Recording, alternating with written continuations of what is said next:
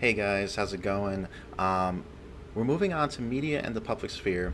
And again, this is kind of building upon everything that we've been talking about so far. This is related to barriers of entry.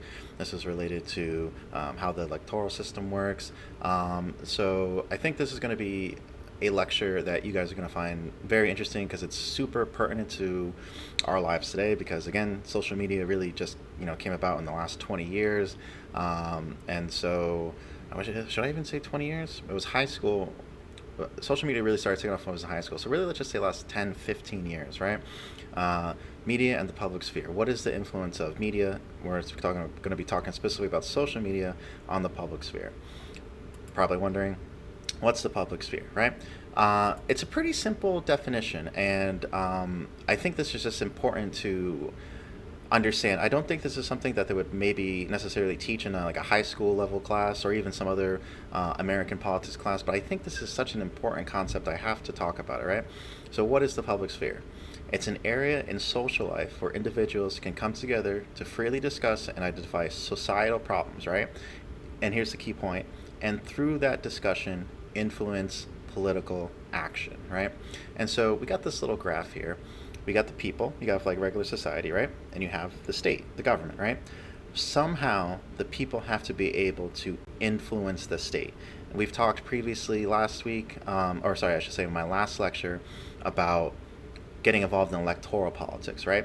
That's one way that you can influence how people can influence the state, right? By actually becoming part of the government, right? But there are other ways to influence the state, right? We can think of protests. We can think of just about communicating with each other and arguing about stuff, and maybe having access to our representatives. Pretty much anything that allows for communication and then can somehow influence how the government acts. That is the public sphere. It's not that complicated. It's really a super simple definition, so I don't want you to get too tripped up on it. But it's just how people impact the government, right? And it's this overlap between the state and the people. Has there always been a public sphere? That's a good question, and I would definitely argue no, right? Back in feudal times, in times where we had totalitarian or dictatorships, right? There's no real public sphere because you have private life, right? The average person, the average citizen, and public life, as in the political, right? The government, they're completely separated, right? In a totalitarian regime, there are usually not, direct elections. It's usually one dictator who kind of determines everything, right? You can't influence a dictator. You can't influence his government. You are, you know, you're up shit's creek without a paddle, right? And then of course in times of monarchies, right, feudalism, right, there was no real way to have any direct political action, right? Again, very similarly, kings and lords made the decisions, right? The person working the land really had no ability to influence the government. There was no communication really between the government and the people. There's no public sphere, right? So the public sphere is, it's a relatively new invention, right? This was Europe mostly up until the 16th century, right? Obviously, Nazi Germany and USSR were later, but monarchies and theocracies and feudalism was the primary political organization up into the 16th century, right? So really 400, 500 years, right, that we've really only had a public sphere, right? What are some elements of the public sphere, or at least a healthy public sphere, right? Well, we got some key things right here. The formation of public opinion, the ability for you to create your own opinion, right? And that obviously requires, access to information, access to how your government works, right? Um, in order to have a healthy public sphere, ideally all citizens have to have equal access, right? If certain people are barred from communicating or getting involved in politics, right, you don't really have a true full public sphere, right? Other stuff, conference in unrestricted fashion, right? This is big. This is First Amendment stuff, right? Freedom of assembly, freedom of association, freedom of press, which is essentially freedom of expression and publication of opinions, right? If you can't, talk about your opinions, if you can't publish them, if you can't get them out to the public, you don't have a good public sphere. You might not have a public sphere at all, right? And then this is kind of just this kind of encompasses everything, those last couple of points. Debate over the general rules of governing relations, right? You got to be able to say, hey, maybe this isn't the not best way that we're running the government. Let's try something different, right? And you can't have consequences for that, right? That's the whole point of the public sphere, and that's kind of the whole thing behind the First Amendment, which is obviously, pretty much establishes our public sphere. I'll just read the First Amendment really quick. It's always good to just, have some constitution that you can quote, right? Congress shall make no law respecting the establishment of religion or prohibiting the free exercise thereof or abridging the freedom of speech or of the press or the right of the people to peaceably assemble and petition the government for redress of grievances. Essentially, you cannot be punished for having your own opinion, right? And you have the right to, express your opinion and, gather together to try and change the government, essentially, right? Um, Free speech, just really quickly, what does it not entail, right? Libel and slander, right? Essentially, you can't lie about people. Obscene material, the Supreme Court has ruled on this. You can't mail pornography. This is actually a pretty big Supreme Court case back in the day. Fighting words and offensive speech.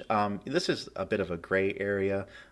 You can't really, instigate a fight. That's not really free speech covered by the First Amendment.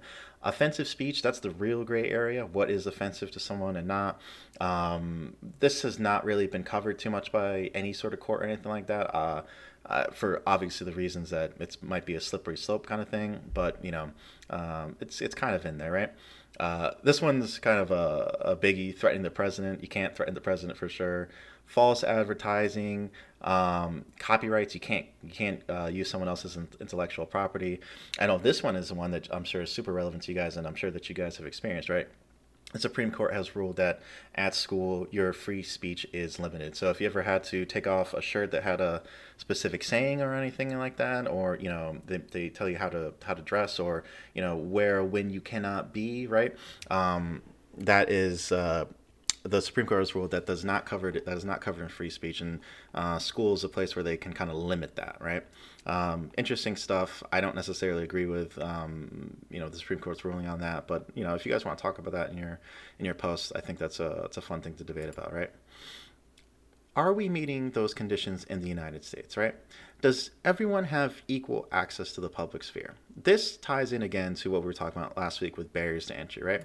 Um, Obviously, years of slavery, Jim Crow, patriarchy, homophobia has left people out of the public sphere for many, many, many, many years, right? Can everyone participate now? And how are they affected by these years of being out of the public sphere, right? Uh, this brings up the question: where was the public sphere held before modern media and technology? Right.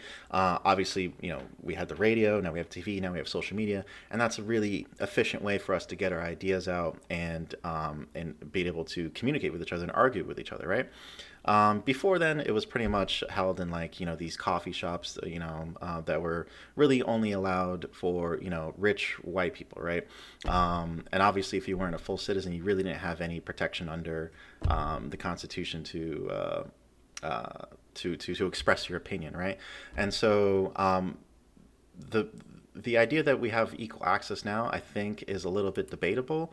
Obviously, again, we can have conference in a restricted fashion, but stuff like running for office, as we've talked about last week, it's very difficult for for people to run for office. It's difficult sometimes to vote, and the lack of how do I put it, the big gaps between where technology is, right? Certain areas not having internet, certain areas not having enough funds, right, to have computers and stuff like that, certainly impacts whether or not we're meeting those conditions for equal access in the public sphere, right?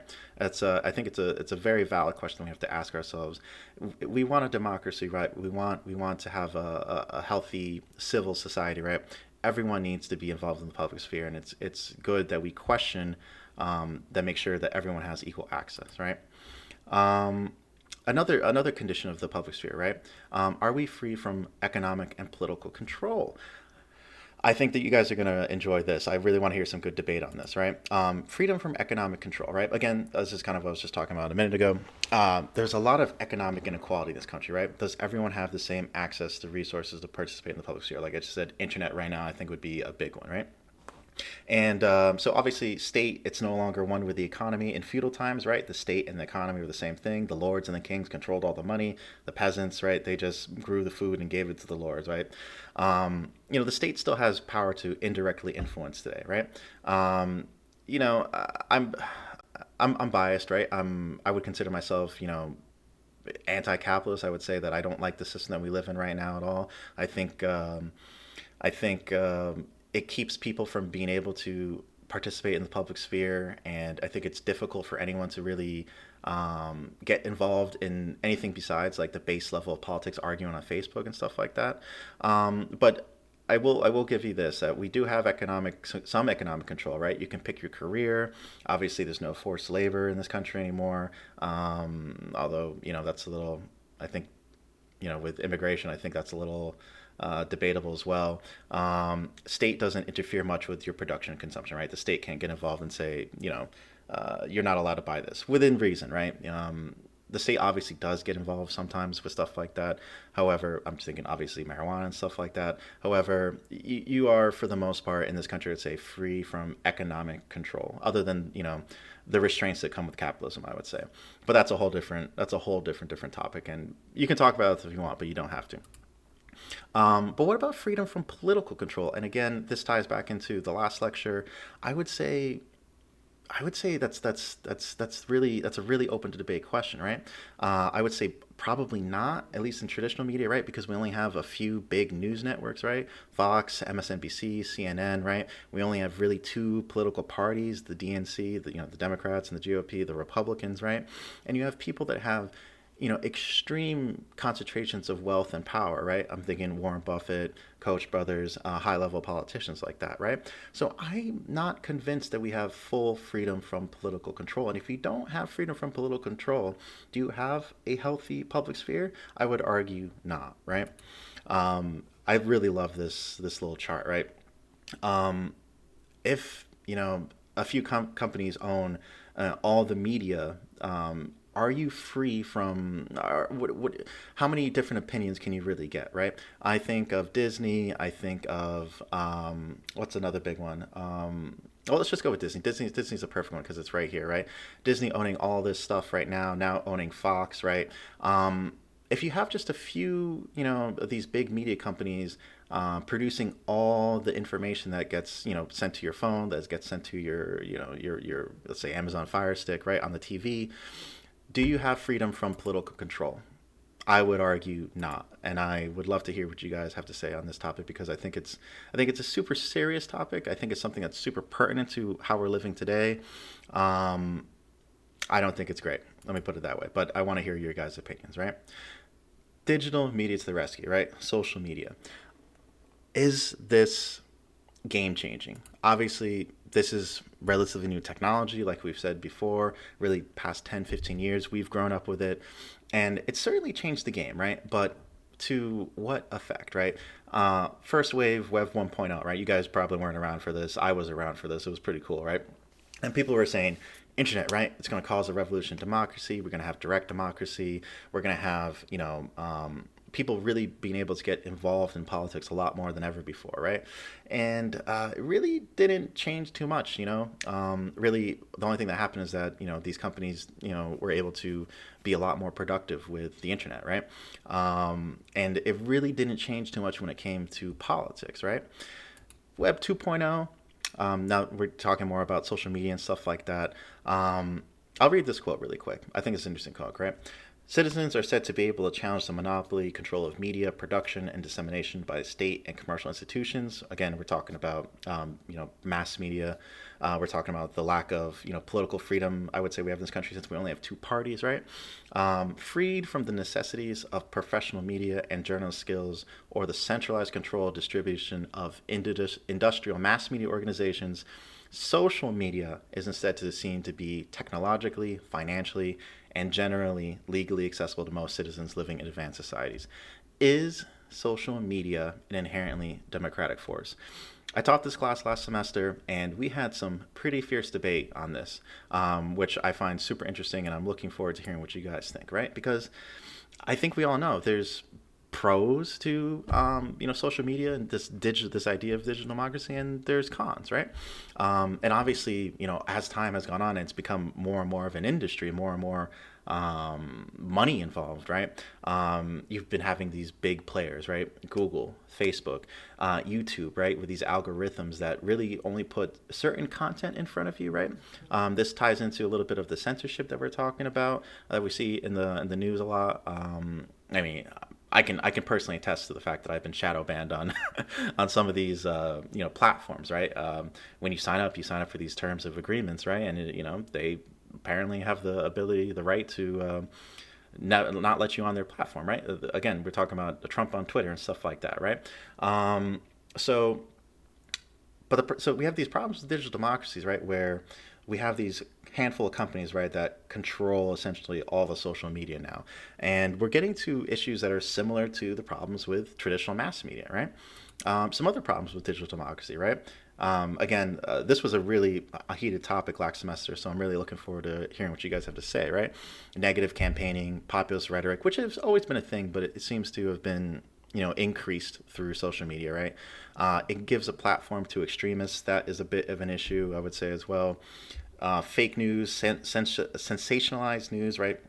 Clickbaity headlines that mislead people, especially I would say some of the older generation certainly seems to find these clickbaity headlines, and that's the information that they got. It's on the internet, and that's where they're going with, right? Which is an issue with digital democracy, because anyone can post at any time, right? Essentially, obviously, like I said before, now we're kind of approaching a different time where some things are allowed to be posted and some things aren't. I think it's pretty interesting. Again, up for debate. I want to hear that from you guys.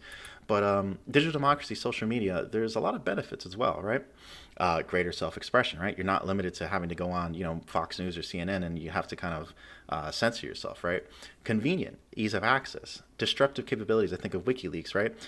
Able to post information that perhaps is the government doesn't want you to know, right? Two-way communication, collaborative power, right? You can actually communicate directly with your representatives, right? Imagine back in the day, 1700s, right? You had to go, probably to the Capitol and find your representative. There was no location, you didn't know where they were. There was no, you had to mail them or something like that, right? So now you have that communication, that really easy two-way communication that obviously some politicians don't appreciate, but it is available, right? Chance for resource poor groups and political actors to gain a voice, right? I have AOC here. I think this was from last semester, so I think it's changed a little bit, right? But obviously, people that don't necessarily have a lot of money or influence when they start, social media allows them to gain that voice that they would otherwise be denied, right? Which is really helps the public sphere. You have all voices supposedly, right, equal. Let me see what else we got. I'm sorry, this is a very long list, but I think this is important stuff to talk about, right? Citizen viewer, viewer-tariat, right? Computing viewpoints. Regular people, I shouldn't say regular people, but people that might not necessarily be, people with journalist degree working for Fox, right? Able to put their opinions on, or say let's say something like a college professor, right? That probably would not have time or the ability to get on the news, right? Able to put their viewpoints on what's happening in real time in politics, right? On Twitter, on Facebook, or whatever, right? Which is, wow. I mean, that's one thing that I really think is amazing about social media, because you can hear so many different voices from so many people you've never heard back in the day, right? Again, aggregate and distill information quickly. Hashtags, right? Search the hashtag. You can get all the information that you want relating to that thing instantly. It's insane, right? And of course, this is a benefit and a con, right? Everything's instantaneous. It's hard to control, right? That's, I'd say that's a pro for, keeping government out, government from censoring, government from getting too much involved in how the people want to communicate, what the people actually want, right? But of course, this kind of leads back into that kind of stuff. Like, it's so hard to control. It can lead to extremism, sensationalized news, all these things that we've seen recently that have been problems with the recent elections and stuff like that, right? So this is a bit of a pro and a con. I should probably put that somewhere else, right? I don't want to go too much longer because this is already a bit of a long lecture. So I just really want to quickly, in one of the articles I signed to talk about Beto v. Cruz, right? This was midterm election in 2018. Beto was really hardcore on the digital democracy using social media. He got the youth vote up by 188%. Voters under 30 voted 5 times more, right? And he raised almost all of his money from social media, right? $78 million, which is just insane, right? We talked about the last lecture how expensive it is to run for a Senate seat, right? Social media does give you, if you're good at it, right, an advantage in accessing a huge base of people that might want to give you some of your money, right? And again, we talked about that two-way communication, right? Not all, I would say very few senators and people have that two-way communication available to them. Mostly just the younger senators that really kind of, you've seen some senators do like live streams and respond to comments in real time and stuff like that, which is really cool. And I think should be taken advantage of, but obviously that's pretty limited right now. This is an example right here. You can click it. Beto streaming his journey across the United States. I think when he went to Congress after his flight got canceled, he went with a Republican senator, which I thought was pretty interesting. Okay, so discussion leader question. Again, very broad question. I want some debate. I want to hear you guys' different opinions because this is a super relevant topic to us right now. What is the public sphere? How big of an impact do you think social media, mass media, has had on the political process, right? And do you think it has helped, hurt, or something in between? Has social media been a force for overall good, or has it been some bad things, right? I think this is some interesting stuff. I want to keep it relevant to you guys. And I think this is as relevant as it gets right now. So I'll leave it at that for now. I definitely want to hear from everyone. Looking forward to the discussion leader posts. Looking forward to the responses.